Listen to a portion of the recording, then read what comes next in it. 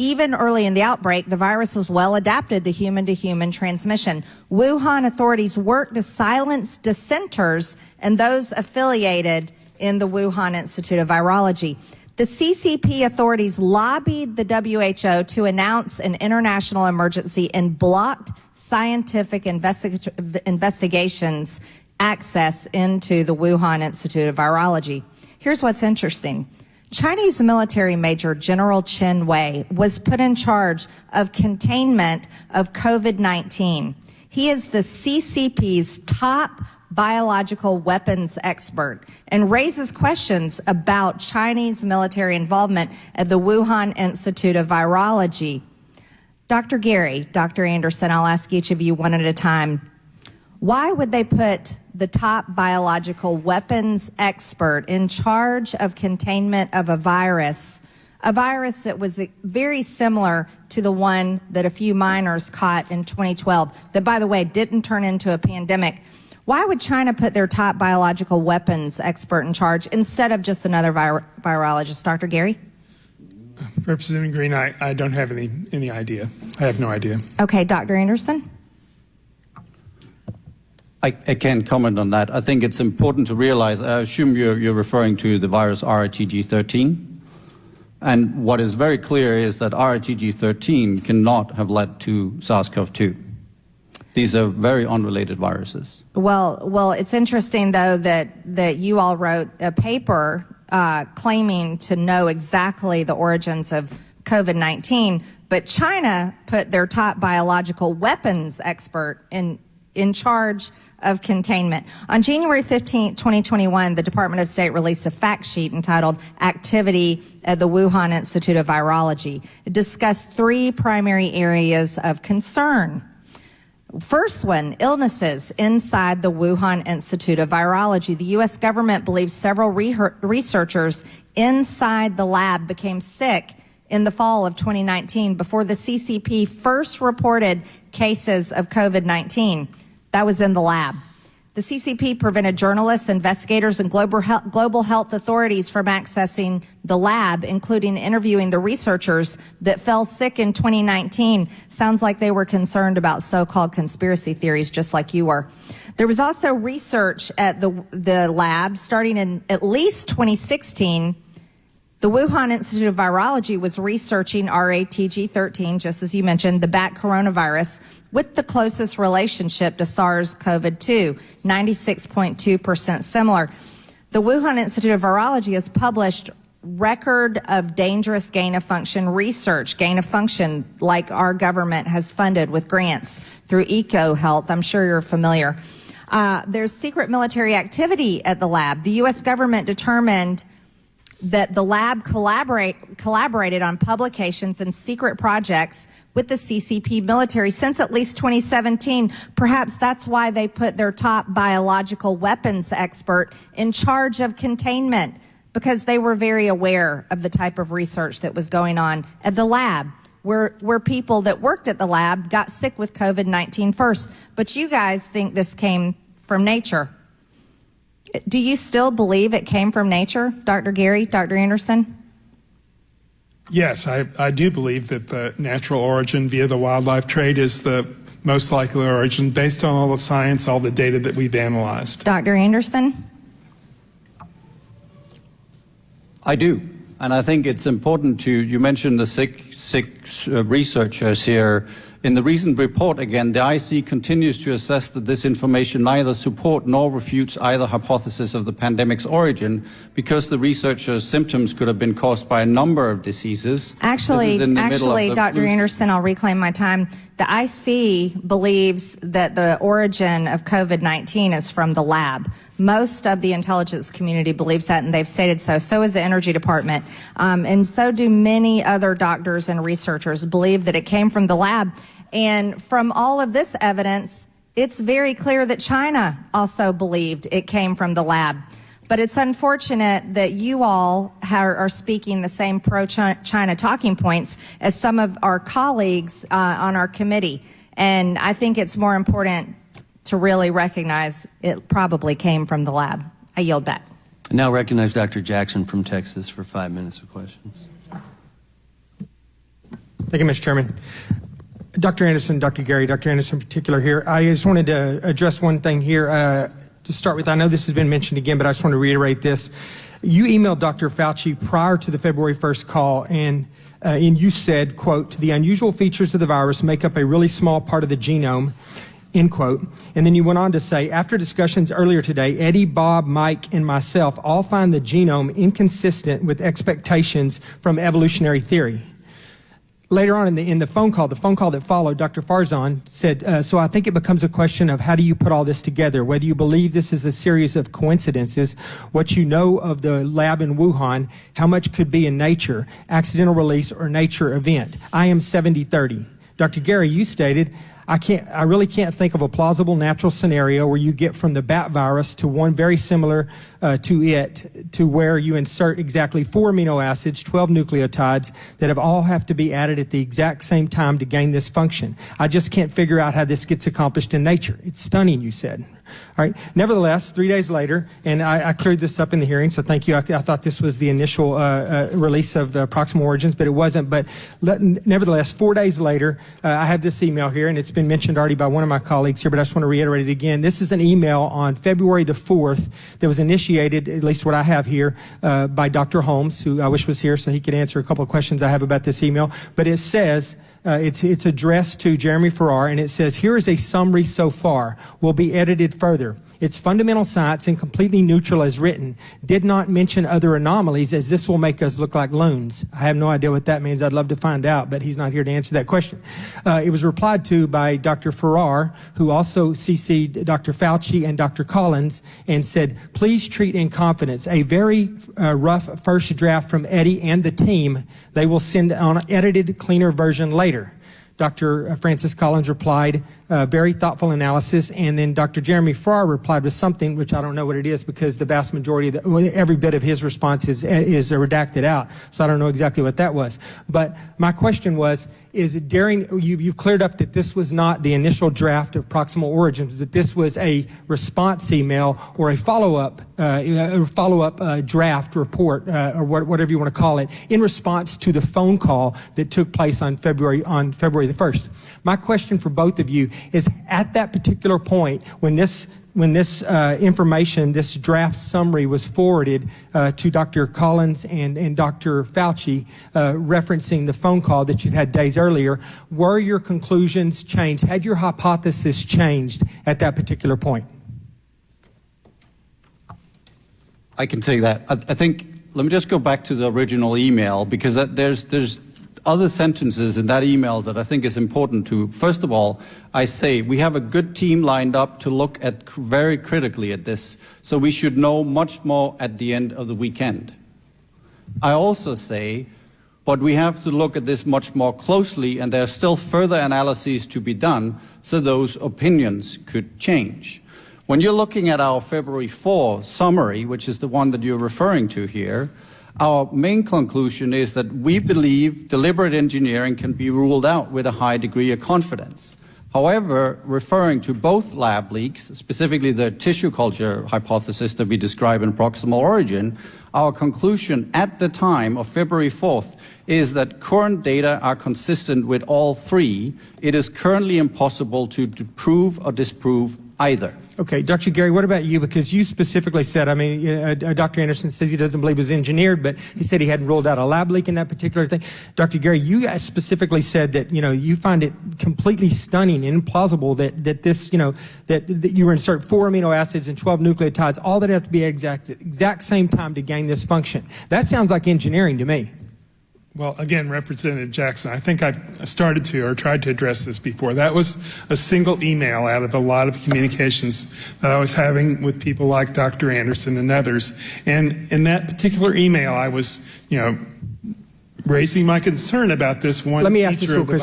You reiterated, you did explain that. Let me just ask you guys real quick. So you're telling me that, and this was the actual first publication of proximal origin was published on February 16, 2020. It was posted on the website Virological. So from February 1st to February 16th, are you telling me that you gathered all of this you gathered all of this additional information, because we know what your initial hypothesis was or your initial conclusions were to start with before. You gathered every bit of this new additional information, which we don't know exactly what it was or where it came from. You completely changed your hypothesis. You collaborated with your co-authors, and you wrote the proximal origins paper all in that period of time. I just want to know, my time's up, but I just want you to know that sounds completely ridiculous to the American people, and it's completely in step with what a lot of people think is going on here, is that Dr. Anthony Fauci and Francis Collin realized that they had been implicated in the production or in the creation of this virus, and they were doing everything they could, including getting both of you to come on board as tools or vehicles to undermine that theory. Thank you. My time is up.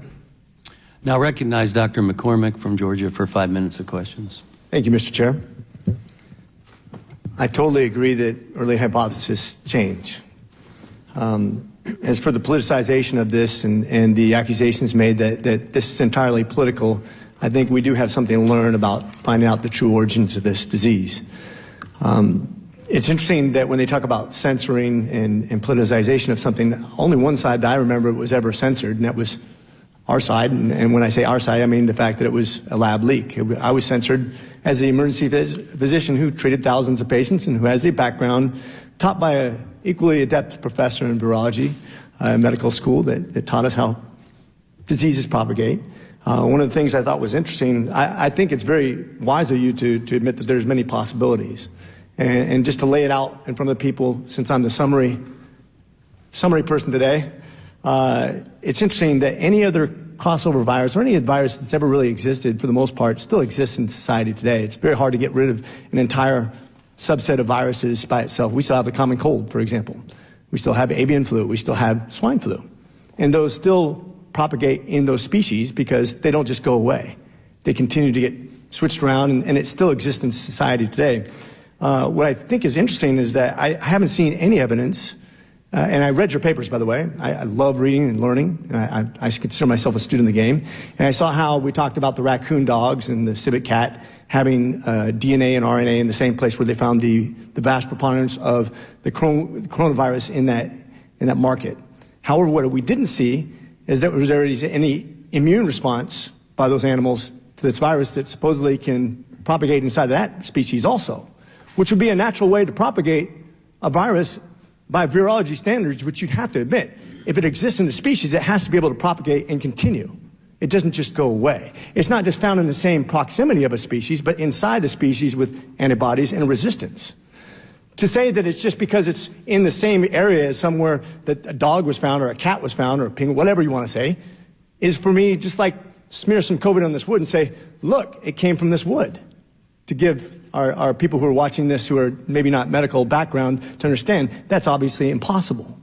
Just like it's impossible to have a virus that exists inside of an animal species go away or not have any sort of immune response or any propagation if that's where it came from in the beginning. And that's where I find a huge hole in your theory. As scientists, I love science. I'm trying to follow your science, and I don't get it. I just don't get it. It doesn't matter if it's found in the same area. Did it continue to live in that species? Is it still found? I know for a fact China has looked for it hard and killed lots of animals trying to find it and cannot find this natural immune response and this natural propagation inside of these species. So therefore, my natural conclusion is it didn't come from there. What I do know, if I use just logical thinking, and I've heard your responses, so I get it. I don't really have too many questions because I've heard your responses over and over again. But I'm just from a scientific standpoint, I want to summarize this for folks who aren't scientists. I just explained the science behind this. That if you can't find it, you can't find the immune response, you can't find disease propagating inside of a species, then it really never existed in that species, and therefore that's not scientific. And likewise, if you have a science lab talking about actually developing something and wanting funding for it, in other words, gain of function, and then it centers around that same lab that asked for it, I agree with your initial assumption, Dr. Gary, that most likely it came from a lab. And I think that's where the evidence has continued to point. Ironically, when it got politicized, it was myself and others that believe like me in the science that got censored. That's the irony of this. And yet I'm accused of politicizing this. I just want to make it very clear for those people who are watching who are not scientists that this is a scientific discussion. But it's also a political discussion because we have to figure out where it came from in order to deal with the next pandemic. And if we're going to try to assume that we're going to stop the evolution of viruses in the wild, that's not something we can really do much for. We can prepare for it, but we can't stop that. But we can stop gain-of-function research when we admit that that's where the disease came from. And I think that's what this discussion is about. And that's why it's important to actually combine the science with common sense, and we come to a natural conclusion. And with that, I yield. I now recognize Ms. Dingell from Michigan for 5 minutes of questions. Thank you, Mr. Chairman. I want to say to my colleagues, we all want the facts. We need the facts because we have an enormous responsibility as members of this committee to make sure we are ready for the next pandemic, which you all got a lot more doctor's degrees on your side. I'm not one, but it's coming. And not one person over here has said, and the intelligence committees have said, we don't know where the leak has come from. Could have been a lab leak, could have been other ways. We're studying it. We want the facts. The Select Committee's purported investigation into the origins of the coronavirus, which for 5 months has largely focused on the publication of this paper, has included a number, and I am so offended by some of the things I've heard this today, of baseless allegations against our nation's scientists, our public health experts, including Dr. Fauci and Collins. And instead of being on a mission to destroy 2 people, I wish we were on a mission to get the facts. So I'd like to address them, starting with the egregious claim that Dr. Fauci bribed Dr. Anderson and other authors of the proximal origin paper to suppress the lab leak theory with a $9 million federal grant. Dr. Anderson, in your written testimony, you described these allegations as, quote, absurd and false, and explained that key funding decisions for this grant, including its scoring and review by independent experts, was made even before the first outbreak of COVID-19. Dr. Anderson, would you please reiterate for the Select Subcommittee why my Republican colleagues' allegations that Dr. Fauci bribed you and your co-authors with federal grant funding are categorically false? They are categorically false. In fact, the information Dr. Anderson laid out is publicly available for everyone. Those watching get the facts, including my Republican colleagues, to see online at NIH's website. We have a picture here. To make sure everyone is absolutely clear on this, let's take a look at this ourselves. As you can see here, NIH's grant database plainly notes, facts, I like facts, that this grant passed through the NIH's Scientific Merit Review in November 2019. Dr. Anderson, if the grant were scored and reviewed as part of the NIH's transparent merit-based process in November 2019, is there any way that the awarding of the grant could have been used as a bribe during the February 1st, 2020 conference call? Excluding the possibility that somebody is a time traveler, no, that is just not possible given the timeline. Dr. Gary, do you agree? I agree. Mr. Chairman, I'd like to submit a copy of the funding information for Dr. Anderson's grant, which lays out the timeline of its NIH review for the record. With my remaining time, Without objection. Thank you, Mr. Chairman. I'd like to address the broader allegation that Dr. Fauci and Dr. Collins were involved in any sort of campaign to suppress the lab leak theory through the publication of Proximal Origin. Dr. Anderson and Dr. Gary, you sat for nearly 20 hours of transcribed interviews with Select Subcommittee staff. During those interviews, you were asked questions about Dr. Fauci and Dr. Collins' involvement with the paper. Dr. Gary, in your interview, you told the Select Committee that Dr. Fauci and Dr. Collins never contacted you or gave you advice about writing that paper. In fact, you stated that neither Dr. Fauci nor Dr. Collins, quote, did anything really to influence the paper in any way. Dr. Gary, is that correct? That is correct. And Dr. Anderson, in your interview, you refuted the idea that Dr. Fauci and Dr. Collins sought to suppress scientific inquiry into the origins of COVID-19. You told the Select Committee staff, quote, not only did they not do that, they encouraged scientific inquiry into the origins of the COVID-19 pandemic. Dr. Anderson, is there anything you want to add regarding that statement? That statement is correct. That was exactly what they did. The suggestion, my friends, that Dr. Fauci and Dr. Collins were engaged in some sort of intricate cover-up to suppress the lab leak theory and bribe researchers is reckless, irresponsible, and grossly inaccurate. These baseless attacks on our nation's scientists and public officials need to stop. I want to get to the origin of what happened. I may even, in my heart, wonder with my colleagues on the other side of the aisle. But we're not going to get to it making reckless statements. Thank you, and I yield back, Mr. Chairman. I now recognize Mr. Jordan from Ohio for 5 minutes of questions. Thank you, Mr. Chairman. Dr. Anderson, should we be doing gain-of-function research? I think fundamental biology research, which includes gain-of-function research, is important. However, such research should, of course, be done safely. Was gain-of-function research being done, Dr. Gary, at the lab in Wuhan, China? I have not reviewed all the research that was being done at the Wuhan Institute, so I don't really have a professional opinion on. Do you have a professional opinion, Dr. Anderson? To On my that? knowledge, there On that? was, Yeah, I know you got professional opinions about lots of things, but do you have one on that?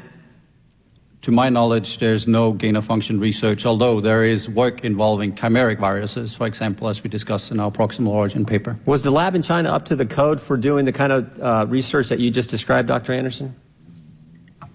I don't know about any of the codes, anything going on at the Wuhan Institute. Would it be up to the? Would it be? My understanding is it wasn't. Do you think it was up to the code necessary to do the kind of research that you think they were doing there?